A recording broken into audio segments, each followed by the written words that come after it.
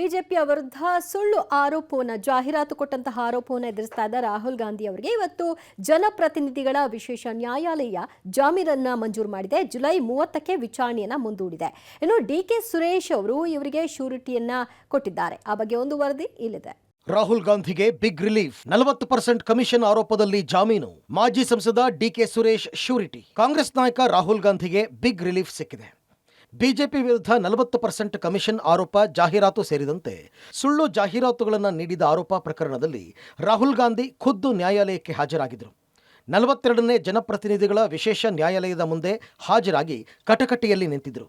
ರಾಹುಲ್ ಅರ್ಜಿಯನ್ನು ಪುರಸ್ಕರಿಸಿದ ನ್ಯಾಯಾಲಯ ಷರತ್ತುಬದ್ಧ ಜಾಮೀನು ನೀಡಿ ಜುಲೈ 30ಕ್ಕೆ ವಿಚಾರಣೆಯನ್ನು ಮುಂದೂಡಿದೆ.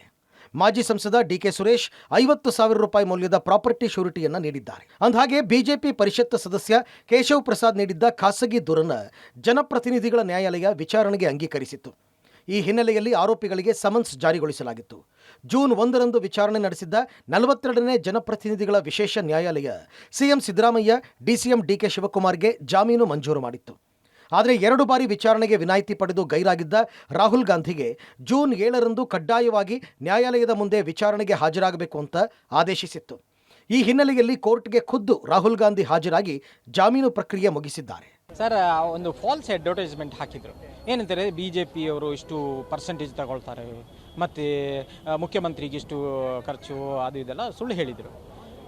ಅದಕ್ಕೆ ಯಾವುದೇ ಆಧಾರ ಇಲ್ಲ, ಬರೇ ಸುಳ್ಳು, ಯಾವುದೇ ದಾಖಲೆಗಳಿಲ್ಲ, ಯಾವುದೇ ಸ್ಟ್ಯಾಟಿಸ್ಟಿಕ್ಸ್ ಕೂಡ ಇಲ್ಲ. ಆಗಿರುವಾಗ ಅದು ಫಾಲ್ಸ್ ಎಲಿಗೇಷನ್ ಆಗಿರೋದನ್ನ ನಾವೊಂದು ಕಂಪ್ಲೇಂಟ್ ಕೊಟ್ಟಿದ್ವಿ. ಭಾರತೀಯ ಜನತಾ ಪಕ್ಷ ಕರ್ನಾಟಕ ಒಂದು ಕಂಪ್ಲೇಂಟ್ ಕೊಟ್ಟಿದ್ವಿ ಇವರ ವಿರುದ್ಧ. ಅದನ್ನು ವಿಚಾರಣೆ ನಡೆಸಿದ ನ್ಯಾಯಾಲಯ ಅವರಿಗೆ ಸಮನ್ಸ್ ಜಾರಿ ಮಾಡಿತ್ತು. ಬಂದು ಹೇಳಿ ಯಾತಕ್ಕೆ ಹೇಳಿದ್ದೀರಿ ಅಂತ. ಅದಕ್ಕೋಸ್ಕರ ಅವರು ಬಂದಿದ್ದಾರೆ. ಅಲ್ಲಿ ಅಡ್ವರ್ಟೈಸ್ಮೆಂಟ್ ಅಲ್ಲಿ ಎಲ್ಲ ಯಾರು ಅಡ್ವರ್ಟೈಸ್ಮೆಂಟ್ ಹಾಕಿದ್ದು ಅಂತ ಹೇಳಿದ್ರಲ್ಲಿ 3 ಜನರದ್ದು 4 ಜನರದ್ದು ಫೋಟೋ ಇದೆ. ಎರಡನೇದು, ಇದು ಈ ಅಡ್ವರ್ಟೈಸ್ಮೆಂಟ್ ಹಾಕಿದ ತಕ್ಷಣ ಅದನ್ನು ರೀಟ್ವೀಟ್ ಮಾಡಿದ್ದಾರೆ ರಾಹುಲ್ ಗಾಂಧಿ ಅವರು. ಅದನ್ನು ಕೂಡ ನಾವು ಹಾಜರುಪಡಿಸಿದ್ದಾರೆ. ರಾಹುಲ್ ಸ್ವಾಗತಿಸಿದ ಸಿಎಂ, ಡಿಸಿಎಂ ಒಂದೇ ಕಾರಲ್ಲಿ 3 ಪ್ರಯಾಣ. ಇನ್ನು ಬೆಳಗ್ಗೆ 9:15 ಸುಮಾರಿಗೆ ದೇವನಹಳ್ಳಿ ಕೆಂಪೇಗೌಡ ಅಂತಾರಾಷ್ಟ್ರೀಯ ವಿಮಾನ ನಿಲ್ದಾಣಕ್ಕೆ ಬಂದಿಳಿದ ರಾಹುಲ್ ಗಾಂಧಿ ಅವರನ್ನು ಸಿಎಂ ಸಿದ್ದರಾಮಯ್ಯ ಮತ್ತು ಡಿಸಿಎಂ ಡಿಕೆಶಿ ಸ್ವಾಗತಿಸಿದರು. ಬಳಿಕ ನಾಯಕರು ಒಂದೇ ಕಾರಿನಲ್ಲಿ ಶಾಂಗ್ರಿಲಾ ಹೋಟೆಲ್ಗೆ ತೆರಳಿ ಉಪಹಾರ ಸೇವಿಸಿದರು. ಬಳಿಕ ನ್ಯಾಯಾಲಯಕ್ಕೆ ರಾಹುಲ್ ಜೊತೆ ಡಿಕೆಶಿ, ಸಿದ್ದರಾಮಯ್ಯ ಜೊತೆಯಾಗಿ ಆಗಮಿಸಿ ಪ್ರಕ್ರಿಯೆ ಮುಗಿಸಿ ಜೊತೆಯಲ್ಲೇ ತೆರಳಿದ್ದು ವಿಶೇಷವಾಗಿತ್ತು. ರಾಹುಲ್ ಗಾಂಧಿ ಕೋರ್ಟ್ಗೆ ಆಗಮನ ಹಿನ್ನೆಲೆಯಲ್ಲಿ ನ್ಯಾಯಾಲಯದ ಆವರಣ ಕೋರ್ಟ್ ಹಾಲ್ನಲ್ಲಿ ಜನ ಕಿಕ್ಕಿರಿದಿದ್ರು. ಕೋರ್ಟ್ ಹೊರಗೆ ಕಾಂಗ್ರೆಸ್ ಕಾರ್ಯಕರ್ತರು ಜಮಾಯಿಸಿ ರಾಹುಲ್ ಪರ ಘೋಷಣೆಗಳನ್ನು ಕೂಗಿದರು.